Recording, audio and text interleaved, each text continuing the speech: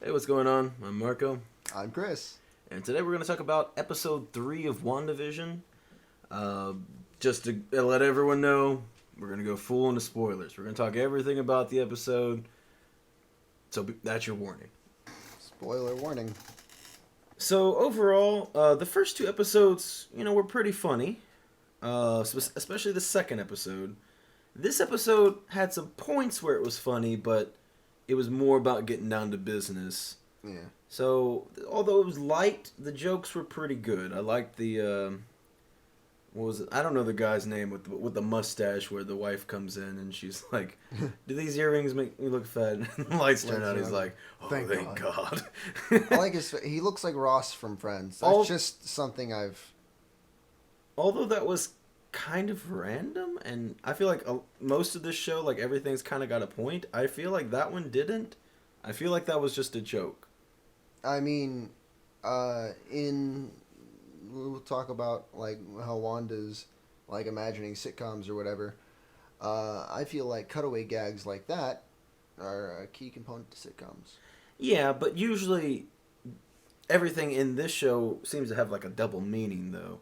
And that one just is here's a little cutaway joke. I don't know if there's anything more to that. Nothing that I could think of or pick up on. Maybe when the power went out,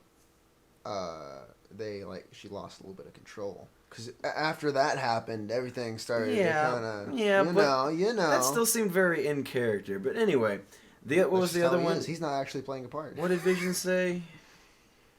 It was so funny. Oh, when everything was going crazy, when she was going like the false contractions, and he said, "Is like let's abandon the kitchen." Let's abandon the kitchen. I forgot about that. They're just I don't know. They've had some really good like kind of like ludicrous jokes. I feel like especially from Vision. Especially in episode 2. Yeah, especially in episode 2. But I don't know. I really enjoyed them. I just had your shoes. Yeah. So it was interesting because in the first.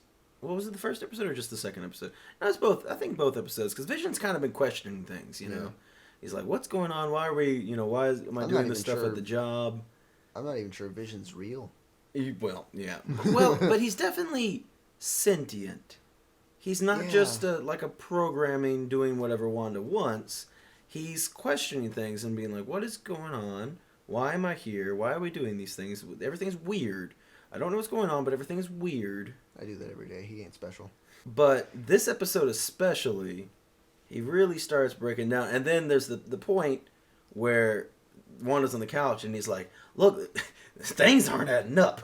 And like we should talk about this. And then it was right after the neighbor like cut through the wall. Yeah. And he was like, that's weird. That's a little too weird. Hey, Wanda, what's up? And she's like, I'm more pregnant than before. Yeah. The neighbor cutting through the wall was weird. At first, I was thinking, like, is that, like, supposed to symbolize, like, a sword agent, like, trying to break through the barrier or dome or whatever they're in, you know? I think, like, whatever brain stuff Wanda's doing is just kind of not wore off, but, like... Was distracted. It's, like, malfunctioning in a sense. Like, his brain was just kind of off. He was just kind of cutting. I don't know. That one was kind of... I mean, there was something about that. I don't know exactly what that was supposed to mean. But anyway, so Vision walks in and is like, look, we need to talk because, like, nothing makes sense. And then she's like, no, we ain't having no conversation. So I assume that was Wanda because Wanda already did the time reversal. With the beekeeper. With the beekeeper. The sword beekeeper. Sword keeper. I don't know if that was her. I assume that was her, but that one, I don't know, it kind of seemed weird to me. Almost like if there maybe is somebody else that's in control, and he was like, oh no, we gotta go back. But maybe they just did a faster cut so, it wouldn't take so much time. And he was like, they'll get the gist. Oh yeah, when they were talking. Yeah, when they were at the wall. Agatha, and then I don't remember the other guy's guy name. who cut the wall. I like the other guy just, hey. But, I heard her say, like, what is she doing in there? Or something like that in the whispers, I didn't hear the whisper. I was sitting on the couch. Yeah, so... I wanted to be comfy. I'm a little confused what their roles are. But I guess... Because there's definitely some sword agents going around. Trying to get in, trying to figure things out. I thought Agnes was Agatha, and I still think she is, but she seemed less Like in control. involved. Yeah. Yeah, In this episode. Yeah, more of like a victim, along with the guy with the cutting through the wall, and the lady who broke a glass in her hand last episode was like, "Who are you? Where am I?" Yeah, again, because I feel like Wanda got distracted. She lost the spell. So, I don't know. She straight up made sentient butterflies. Yeah, yeah. So, it's kind of cool So because... Vision could be alive. Here's the thing. So, Wanda's Babies kind could of be been alive. displaying all the powers of the Infinity Stones. Like, I don't know. It's kind of crazy. So she could maybe have manifested another Mind Stone. Or manifested a whole nother vision. I don't know. Or maybe she was able to pull him from, I don't know, out of wherever the Mind Stone realm thingy is or whatever and throw, I don't know, or the Soul Stone realm. I don't know. Something, we're going to obviously get more answers about that later. Picked him off Tony's corpse. But That's grave. we're going to backtrack just a second, though, because there was another commercial, which I've been enjoying the commercials, because I feel like they're super weird, but, like, again, are trying to tell us something. The first one was the toaster, right? Or was it the watch? The toaster was like representation for Vision. I think the Hydra watch was just a... The Strucker is what it was called. Yeah, but, it had the Hydra symbol and everything on it. I think that was more so just a callback to how they were, created, essentially. Yeah. I mean, obviously, they were born before that, but how were they created into Wanda? Via Baron von Strucker and Hydra. Experiments in their home country. So, but then we got another one today, which was just another Hydra. It was a soap commercial. Yeah. So, I don't know if... Because I don't think Hydra's back. I don't know. Maybe they are. Maybe Hydra's back. Maybe they're somehow involved. There was the end of the episode where all those people surrounded her. They didn't have badges or anything. They came up in unmarked vans. That's all I'm saying. Yeah. Well, before then... And you know how Sword likes to put their logo all over everything. Even the necklace. Yeah. Tiny helicopters. I don't think that was originally a tiny helicopter. They just threw a toy helicopter into the thing. Let's see if this goes in there. Who brands a beekeeper suit? Sword, that's that guy. Okay. So, going on to the pregnancy, though, I didn't expect it to last one episode. I thought it was going to be longer than that. I kind of expected it to last one episode. I thought it'd be like maybe 2 episodes. But I guess we didn't see her pregnant in the Halloween costume or anything, so I guess it makes sense. But I was kind of surprised that it all happened in this episode. I was kind of wondering if they were actually going to go with twins. Because in the comics it's supposed to be twins, but, sometimes they change things, and I was like, it might just be easier. Thomas and William. I don't remember which one's Wiccan. Yeah. But, should read more comics. It was... We'll see. More comics. We'll see what goes on with that. More... Another thing about I got a little list of notes here. I'm kind of semi-organized. So, another weird thing with the neighbors. Again, the neighbors were giving weird vibes more than usual this episode. Yeah. And with the doctor. Yeah. The doctor was trying to get out and go on vacation or whatever. Car broke down. No work. His car broke down. Vision went and snagged him up. Real fast. When he was leaving. Has Vision ever been super fast before? No. Well, that's another thing. Yeah. That's like... That's a Quicksilver thing. That's Quicksilver's power, but why it's on Vision, I don't know. Maybe he is super fast and has just never shown it in the movies. No, that's definitely a reference to Quicksilver. Or not even a reference. Maybe, I think she's just in a state of trauma, and it's all just I don't know. It's all just boiling together. It could be like like a representation, like she kind of used Vision to help get over Quicksilver. But that kind of gets into creepy territory. But at the same time, the comics have gotten into creepy territory with... We don't talk about the Ultimate Comics. Yeah, I don't know. So that's what I'm saying, like... I don't know if that's Unless we're what talking that's about Ultimate supposed to Spider-Man, imply. we don't talk about the Ultimate Comics. That's what I'm saying. I don't know if that's what that's supposed to imply. That like, I don't know why Vision's fast. That's all I got. Yeah. I'm a little speculation, but not really. But much as of anything. as he was getting it before I interrupted him, the doctor said some weird things. Specifically, one weird thing, and that was small towns. So hard to escape. When Vision's like, hey, hope your vacation goes well. It's a small town, so hard to escape. He, like really stutters with it too. Kind of looks off in the distance, like he's like, I'm stuck here. Yeah, like he knows. This like, magic lady's got me. Which is kind of weird. It's like they all kind of know that. But they're Or all maybe because it's kind of tranced. Yeah, I don't know. They're like semi-trance now. Maybe before they were like fully trance. I don't know. It's like what I think it's like, and we could be very wrong. The show writers have been very direct with that, in that a lot of our theories will be just wrong. Oh yeah, for sure. I mean, that's what makes a good show. But that's what's fun about speculating. We can make up whatever we want. What was I saying? Oh yeah, the trance and how the people. I think, like, their bodies are moving, and sometimes Wanda will control what they say, but they're like conscious inside, seeing everything. You know. I don't know, cause like when like they kind of snap out, they or like the lady that broke the glass. Oh yeah, you're right. She's like, where am I? Who are you? Like, what's going on? There goes that theory. Yeah, so I don't know. I feel like. But sometimes, things are just... like the neighbors, though, they kind of felt like. I felt like they knew what was going on and just didn't want to say anything. I don't know. I feel like things are like degrading and. Yeah. Wanda's losing her grip. She made this little pocket reality and she had a pretty good hold on it, but. And she is just constantly scared of people finding out that she is a witch. She's also grieving. This is the reason the whole thing's happening. Yeah. She's processing her trauma, and it's not going well. Nope. But also, you kind of start to see how she can accidentally. I think that's why the butterfly moment was so important, because she literally just accidentally made life. Yeah, she has all this stored power that she doesn't even really know that she can use, and she accidentally made other life too. That crane, she just straight up accidentally made a whole crane.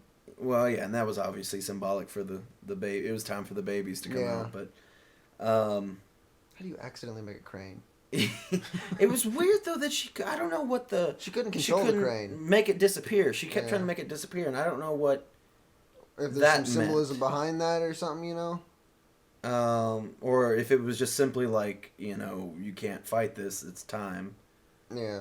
Maybe. I don't know. I honestly, when that was happening, I thought something way scarier was gonna happen. I thought she would like try a few times and it would like poof in the red smoke, and then like she just go real hard once and it would like explode. When I first heard the crane before we saw the crane, I thought it was like a demon or something. I was like, what is that monster? And then a bird walks out. I'm like, okay, I guess that's what birds sound like. Birds are monsters. That's a fact. You ever seen a cassowary? Jesus Christ. It's a dinosaur. But going into the real interesting parts of the episode... what's the crane? Shut up. Was with Geraldine, or Monica Rambeau as we know that she is. So I was under the impression before that she was under the control. Now, I assumed she was a sword agent already, but I thought maybe she had already broken in and then became part of the simulation and everything too. But now it really seems like she was maybe in there spying, trying to figure out what's going on, just playing a role. It could be that she did go in there with the intention to spy and play on a role, but Wanda's like control was so wide that it got to her too. I don't know. And it's hard to say. That's why Wanda didn't really like bat an eye. This new character just came out of nowhere. No, because in the second episode she kept talking, remember? During the meeting, and they kept getting yelled at. They're like, yeah. She's in there just trying to figure things out, I feel like. And she got found out. I don't know why. Okay, so Wanda slips up, mentions PH, which I don't know if that's really a slip up. Yeah, that's just she was talking about her dead brother. As one had does. Twins, and then she's like, oh, I was a twin, and then maybe Monica Rambeau was like, oh, maybe I can use this moment to break her out of this simulation. without realizing that it was It Wanda also kind of in felt like control. a slip up, maybe on Wanda's part, if I'm right, and she was controlling Geraldine to a certain point. And that like her subconscious just like splattered onto Geraldine, and like she's like, "Yep, killed by Ultron. That's what your brother was." Has she? But she hasn't had a moment before where she seems completely dumb to everything before, right? I feel like she's only really been trying to talk to Wanda. There was that one moment when she just straight up teleported her into a box, and she was like, "Whoa, how'd I get here?" I don't know. I kind of feel like I don't know. And if she is a sword agent that got in and was playing this double agent, then how was she not being controlled? I don't know. There's a lot of questions. That's why I think she had at least been controlled a little bit. I don't. I don't know. But anyway, so she gets found out. She's a sword agent. She was wearing a sword necklace. She gets thrown out of the dome or whatever it is. Little protective. She's out of Westview. She got evicted. It looked more like a net than a dome. I didn't really see like the dome part. I saw big nets up, like electric nets, and she like went through that. It wasn't like an electric net. It was like a reality. Well, there was light post like things standing up, and there was big net, like electric going on. You remember that? No. You're rewinding. All right, so Chris is wrong. I'm wrong, and I'm willing to admit it. They're just lights shining on, and again, maybe it's not a dome, maybe it's a square, maybe it's an octagon. I don't know. I'm just calling it a dome. Rambo gets thrown straight out, and she looks so upset. By the way, when she's on the ground, and she's just like, "That hurt so bad." Oh yeah, it looked like a 20-foot, not 25, 10-foot drop. Well, I mean, it's a good 10 feet would suck. Not even just falling down, but like it's At good an angle, velocity. she tumbled too, and like she hit the ground hard. Yeah, like it. She just like dirt came up when she hit the ground. And then obviously there's a bunch of people there. I assume those are sword agents. And they surrounded her with guns. Well, I mean, I'm sure they didn't know what came out. That's fair. We know it's Monica Rambeau, but that doesn't mean they do. It's like, oh shit, something's going on. Although we see zero sword symbols. It's dark. You know how sword likes to cover their things in symbols. You're telling me this dark shadow of a car here couldn't have a sword logo on it? We wouldn't know. Those look like It's just literally most of the screen's black, Chris. Look, I don't know. I assume they're sword. Maybe Not they're granted. Hydra. Maybe Hydra's involved. I don't know. This is just what we have. We noticed. We're speculating. We could be wrong. We could be right. We could be halfway. I don't know. If you got some cool theories, let us know. In the comments below. Yeah, give us something to think about. If you think we're dead wrong or dead right, then talk about dislike. it. Subscribe if you want to tell us we're wrong. But over and over again. It was a pretty solid episode. Yeah. The first episode was like an introductory. Second episode was more so like funny. I felt like funny and introduced a few little weird moments in there, a little bit of things. And then this one is more of like some weird things are going down. Yeah, things are breaking down. Things are happening. A little crumb of hints of what's happening. Maybe. Yeah, just to push us in the right direction. Potentially. Or push us in a direction, maybe not right direction, but push us in a direction, and either we'll get it or we'll fall down in our face like Monica Rambeau did. She fell on her back. I'm sure she hit her face at some point. It didn't look very good. She looked so dirty. She looked like she exploded almost. Yeah, that's it for today. So we'll see you again next week or before then if you want to see some of our cool comics and toys and everything else that we pick up. See you. Bye.